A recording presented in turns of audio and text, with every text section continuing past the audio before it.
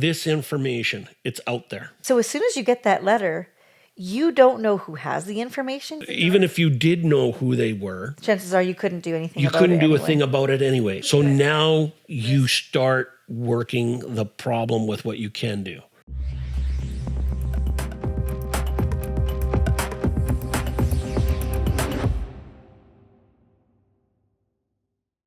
We are Learn Online Security Podcast. I am Tamara Michèle, your host, and I'm joined by Chris Howell. How are you doing today? I'm doing fine. You cornered me again. So we are going to talk a little bit today about privacy. Again, we're going to refer. We kind of hinted at this, yeah. Yeah. Well, I'm going to allude to a news story that happened in Regina. So there were medical records found in Regina in a back alley. They were dumped, and some cleaning people got fired over this. And this isn't the first time this happened. This happened in Regina at another medical facility. And again, the cleaning people were blamed. So I'll interject here. Okay. The story's pretty much the same. Name a city, name a clinic, medical records were dumped, and somebody found them. And now, you want to know what's scary about this? Not only were they found, it was posted on Facebook to go and look, and somebody found like 100 pieces of paper. It had been a bin. That's the new twist to this. But just about every city in North America where there are doctors, and I'm sure if we looked hard enough, we'd find the same problem in the EU and around the rest of the world. Okay, but this story... So this is more local because we're prairie. Yeah. But I mean, this could happen anywhere in the world. And so medical privacy. What would be in these documents? For example, we know that their medical PH number, birthday, address, name, full name. Well, let's go straight off of what would alert you. First and foremost, birth date, address, gender, usually place of birth. We already said address, so residence. Okay. Medical conditions. So let's go into the privacy about how damaging it can be and why we have privacy for medical information. Okay. Right? Even your employer is not allowed to have your medical information unless you sign it over to them. That's right. But given the information I had right there and the time that we've spent together, if you had that document and you were trying to get out of the country, what would that be the most valuable thing for you to do with it if you wanted to vanish? I don't know. Could you get a driver's license with that information?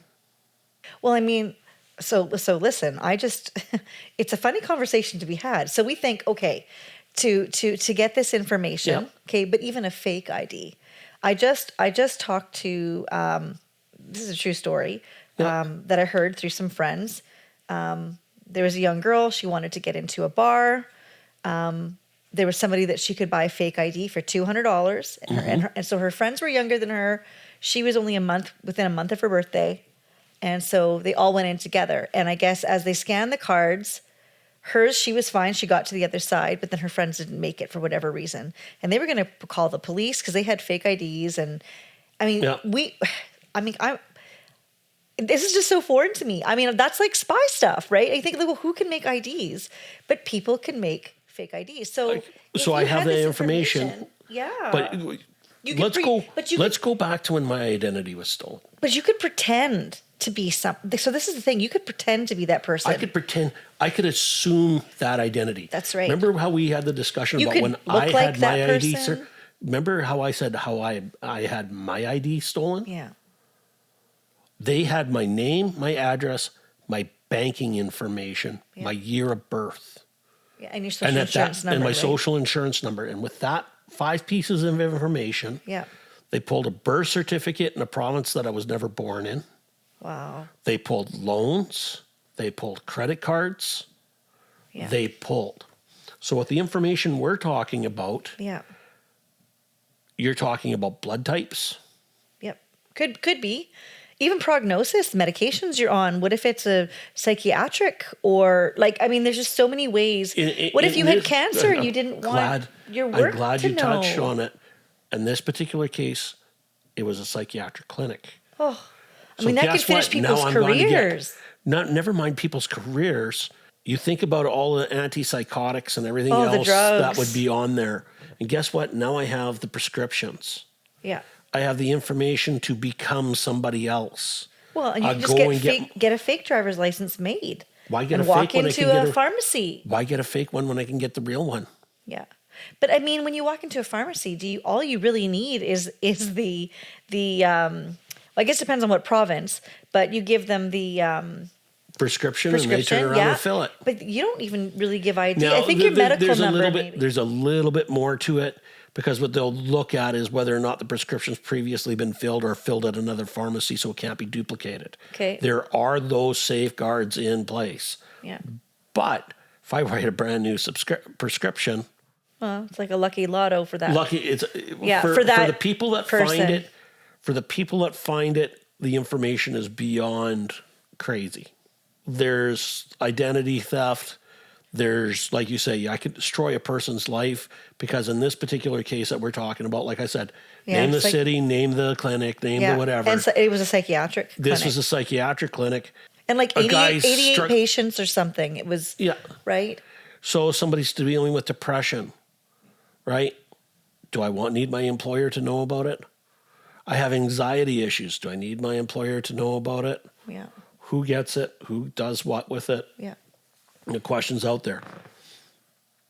The question here that kind of breaks down what happens. Like I said, name the city, name the time, name the place. It's happened just about everywhere and anywhere. And then people usually come to me and is, what's your responsibility? What are they supposed to do? And everything else. But the damage has been done, right? The damage is done, but this general rule applies across all information. The people that are safeguarding your information, they have 3 obligations. Obligation 1, they're supposed to do anything humanly possible within their power of control to ensure that your information doesn't get out. Yeah. If they're supposed to secure your information. If they find out that your information has been breached or compromised, they have to let you know. Their first responsibility is to let you know. Yeah. But so this is the thing that bothers me. Do you know what the third responsibility is? And this is where most people get lost in it. They are responsible to assist you in re-securing the information. That means if somebody got your credit card number, it is the credit card's company to ensure that they contact all the credit bureaus and everything else to re-secure the information and let them know that it's compromised.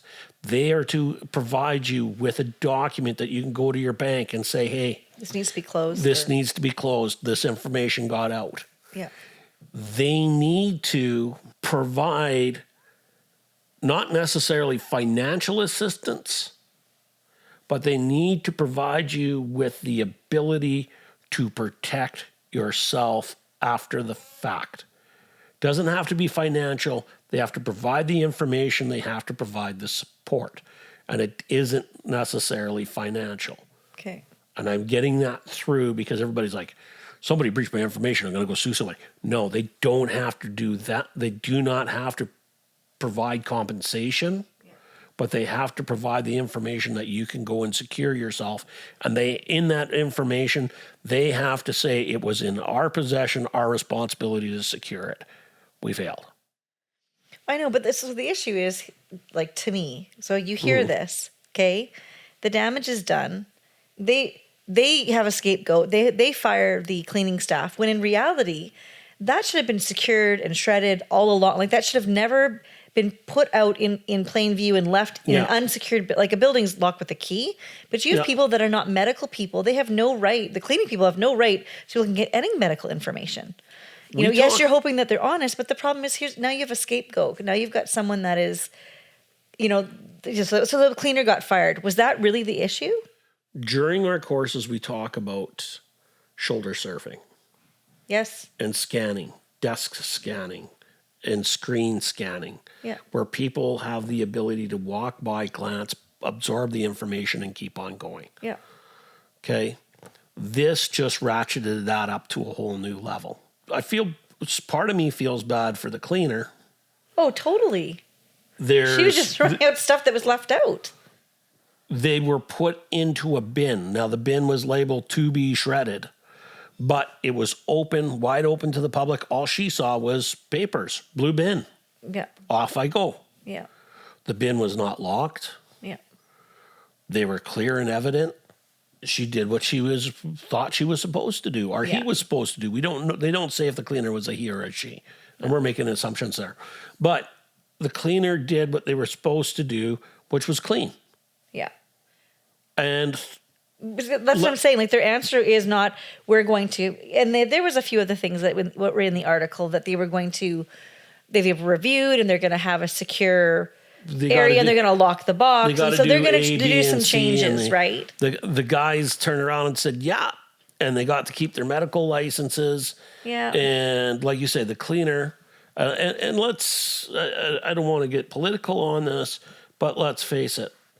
We're talking about a cleaner who's in there doing their job. Yeah. And they probably got about 6 other buildings to do that night. Yeah. Right? So I'm getting in, getting out, getting on to the next site. And it's not like that cleaner is making major bucks. Yeah. They're Well, hustling. and the funny thing is, it doesn't put the onus on the person responsible, the practice responsible for safeguarding that information. Yeah. And so, like you said, this happens more often than not. It happens a lot. It right? happens a lot. Okay, so we're going to skip ahead here now. What Okay. do you do? What do you do when you... So I had this happen to me once. I worked at Safeway when I was like quite young. And I got a letter in the mail like 10 years later. And they're like, oh, okay. Oops, our bad. Someone had broken in and stole a whole bunch of servers. Yeah. Do you know what I did? And it was hard. I was suspicious. And I'm like, I don't trust this. I called the police. The police said, unless you have fraudulent activity on your credit cards, there's Yeah. nothing that we can do. Well, you did the first step, right? You called the police to confirm that this isn't a scam that somebody's running. Yeah. Can you confirm this crime actually happened? Boom. Yeah. That's step one. Yeah. Confirm that it's for real. But do you know the next thing I did? What's the next thing? I went to Service Canada. And what did Service Canada say? I wanted to get my social insurance number changed. And what did they say? That was hard. I did get it changed, and I had to find an ulterior reason to change my social insurance number. And it was under human rights. Go figure. And I was able to change my number. After I changed my social insurance number and everything was connected, I had some issues, because then I went to get some credit from a local bank that I normally would have used. Yeah. And they told me, the lady I was dealing with told me that because my social insurance number had changed, I was now flagged with this Raven code. And I couldn't get a loan right away. Like they knew and thank goodness they knew who I was. I did end up getting my credit.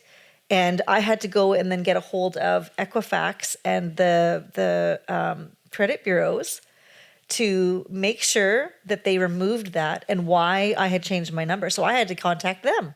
Okay. So there's the 3 things. Bang, bang, bang, bang, bang. I've never brought up the Raven Code for a reason while we've done this. Oh, well. The entire time we've And done I'm this, the one, and I've never- so I don't even know what Raven means, but she said it was nothing good. Raven Code flags people that are committing fraud. Yeah. Well, That's great. what it's for. Yeah. But it's also there to protect you in the event that somebody pulls out. The only way the Raven Code goes away is, like you say, you contact the credit bureaus, and the credit bureaus go, so you are this. Yeah. So they align them together. They align them together only after they've talked to you, and you can provide the information they need. Yeah. Right? So you basically, you were able to protect yourself before your identity was stolen. I had to do it post-identity. So you're saying now, I mean, you know what's funny? When I went to talk to Service Canada about this, and this is before I met you guys. Yeah. Like, this is like a long time ago. Yeah. They said I was overreacting. You're overreacting. You don't know that that information is going to be used. The police said, you don't need to do anything. And I was really upset about it because I said to them, I said, you have now gone and lost. And I knew this. I said, they have my birth date. They have my name. They have my social insurance number. That is all they need to be me. They don't even need a photo of me. They can say, this is my birth date. This is my full name, and this is the social insurance number. They could have opened up credit card accounts. They could have opened up loans. They could have bought houses. Like our credit was AAA, right? Welcome to my world after it being stolen.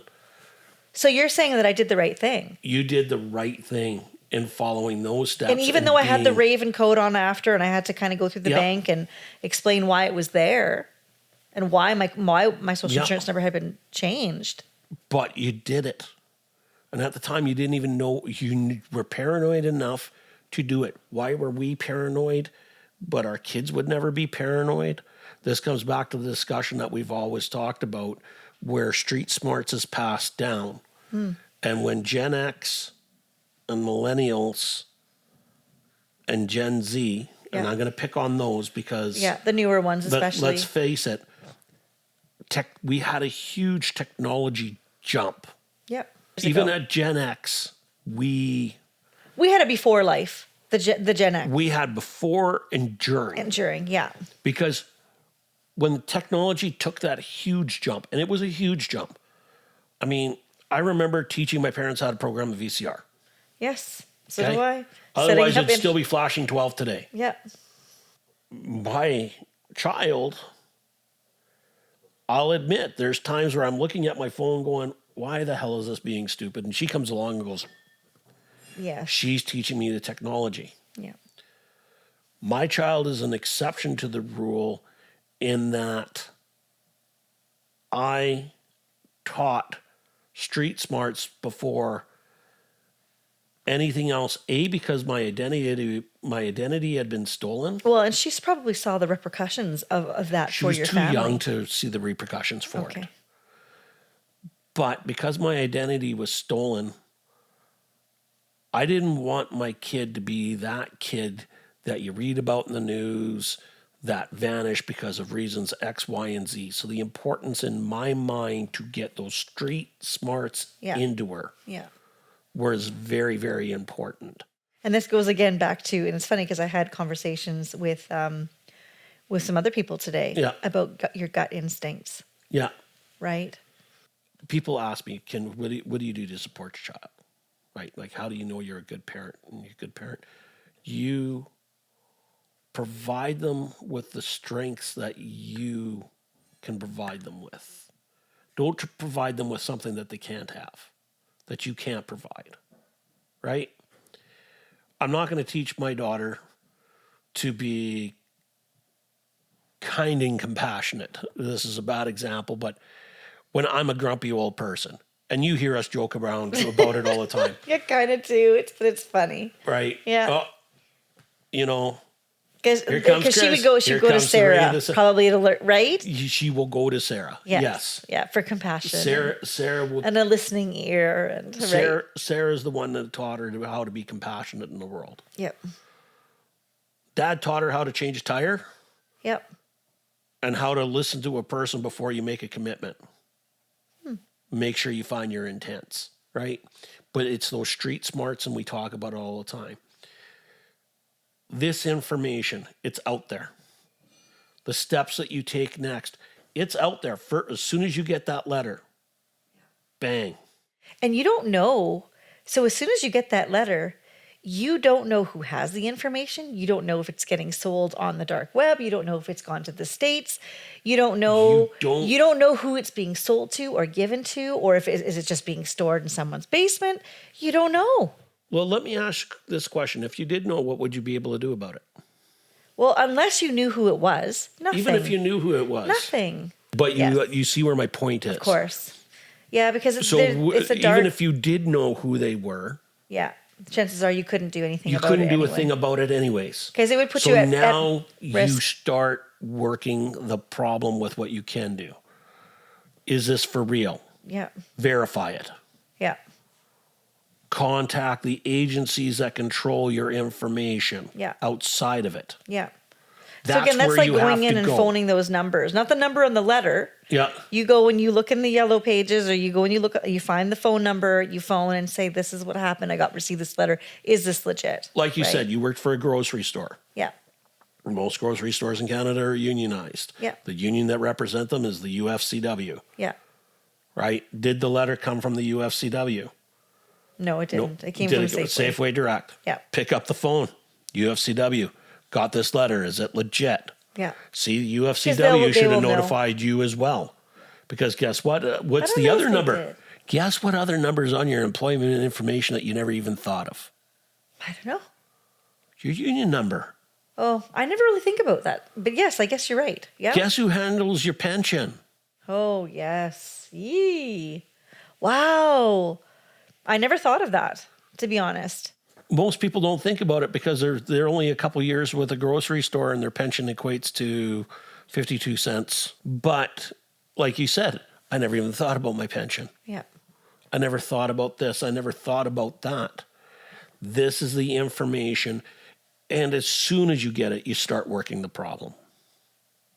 Right? Yeah. You did a good job in it. That's funny because I don't really share that story too often, but that's kind of nice to know that I get a pat on the back. Yeah, Chris. it's like when I got my identity stolen, and I've discussed this at length with lots of people, and I've discussed it on this channel. It was hell. Well, And I'm glad it was it'd be stolen when it paralyzing, did. right? I'm glad it was stolen when it was dead before technology had really taken off and it was readily accessible. Because had it been readily accessible, I could only begin to fathom the mess I would have been in. So we are heading to the heroes portion of our show. It is free and you can become a member and you can also listen along here on YouTube. We are going to be discussing your pension and ways that you can keep it safe.